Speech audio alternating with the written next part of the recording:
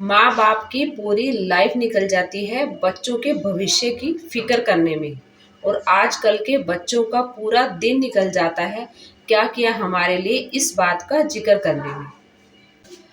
अगर आपके जीवन में, आपकी लाइफ में कोई इंसान ऐसा है जो आपकी भलाई के लिए आपको रोकता है, आपको टोकता है, तो सही मायने में वही इंसान आपका सच्चा हितैषी है। अगर सामने वाले को, किसी इंसान को आपके कुछ भी करने से कोई फ़र्क नहीं पड़ता, ना वो आपको रोकता है, ना वो आपको टोकता है, तो वो आपका कभी हितैषी नहीं हो सकता। जो इंसान आपका भला चाहेगा, चाहे वो आपके माँ-बाप आपको रोकते हैं, टोकते हैं आपकी भलाई के लिए। आज के ज़माने में माँ-बाप बच्चों को रोकते-टोकते हैं, तो क्यों टोकते हैं? उनकी भलाई के लिए। लेकिन बच्चे जो हैं, इन चीज़ों को गलत समझते हैं। शायद वो इस चीज़ को जब समझ पाएँगे, जब वो खुद पेरेंट्स बनेंगे। तब उन्हें शायद समझ में आ जाए कि माँ-बाप बच्चों को क्यों रोकते हैं और क्यों। दोस्तों, मेरा आपसे एक सवाल है। कहते हैं कि अधिकार और कर्तव्य दोनों साथ-साथ चलते हैं, है ना?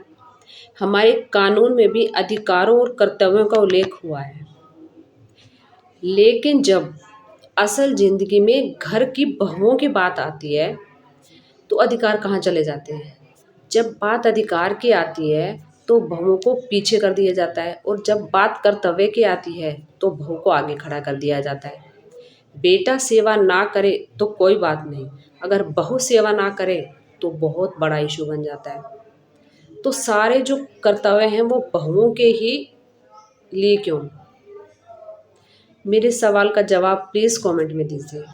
मेरा तो सच में यही मानना है कि एक पति से ज़्यादा सच्चा हितैषी एक पति का कोई नहीं हो सकता। जितना भला एक पत्नी अपने पति का सोचती है ना, उतना कोई नहीं सोच सकता। शादी के बाद माँ-बाप भी बदल जाते हैं, माँ-बाप की सोच भी बदल जाती है बेटे के प्रति। यदि वो अपने बच्चों के बारे में, अपने पत्नी के लिए कुछ करे, सच में माँ-बाप बदल जाते हैं, उनकी सोच बदल जाती है। दोस्तों, एक पत्नी अपने पति के लिए हर जगह स्टैंड लेती है।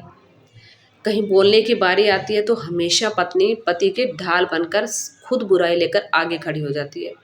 लेकिन जब पति की बारी आती है ना, तो वो देखता है अपने रिश्तेदारों की तरफ, अपने माँ बाप की तरफ, कि मुझे बोलना चाहिए या नहीं बोलना चाहिए पत्नी के लिए।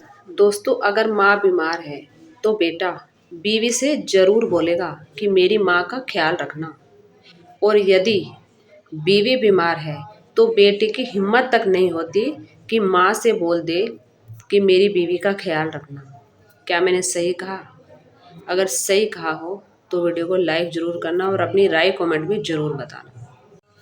दोस्तों, क्या आपको पता है कि एक पत्नी ससुराल में बुरी क्यों बन जाती है? बहू बुरी कब बन जाती है और क्यों बनती है? सच बताऊं, अपने पति के लिए लड़ते लड़ते और अपने बच्चों के लिए लड़ते लड़ते सच में बुरी बन जाती है। अगर बेटा कुछ गलत करे तो भी बहू गलत, बच्चे कुछ गलत करे तो भी बहू गलत। लेकिन अगर वो सच में किसी की वजह से बुरी बनती है तो वो अपने पति की वजह से और अपने बच्चों की वजह से बनती है, क्योंकि वो उनके लिए बोलती है। बेटा नहीं बोलता, बेटा बोलकर बुरा नहीं बनना चाहता अपने परिवार का, अपने रिश्तेदारों का, अपने माँ बाप का, लेकिन बहू बीच में बोलकर बुरी बन जाती है हमेशा। पहले ज़माने में माँ बाप शादीशुदा बेटे तक पर हाथ उठा देते थे, उसे डांट भी देते थे, अच्छे और बुरे के लिए बोल देते थे, पर बेटा पलट के जवाब नहीं देता था। आज के ज़माने में कुछ कहकर देख लो, उल्टा हमें ही, माँ बाप को ही ज्ञान देने लगते हैं।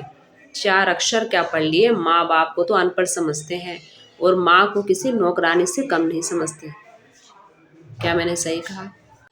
आजकल के बच्चे काश ये समझ पाते कि माँ बाप उनकी भलाई के लिए बोलते हैं, जो भी बोलते हैं उनके भले के लिए बोलते हैं। शायद वो ये बात तब समझेंगे जब वो खुद पेरेंट्स बनेंगे। तो दोस्तों, ये थी मेरी मन की कुछ बातें जो मुझे आप लोगों के साथ शेयर करनी थी। तो ये मेरे विचार आपको कैसे लगे? अगर अच्छे लगे हों तो वीडियो को लाइक करिएगा और एक छोटा-सा कमेंट ज़रूर करिएगा, और अपनी राय भी शेयर करिएगा, और चैनल को सब्सक्राइब ज़रूर करिएगा। Thank you so much guys. Radhe Radhe.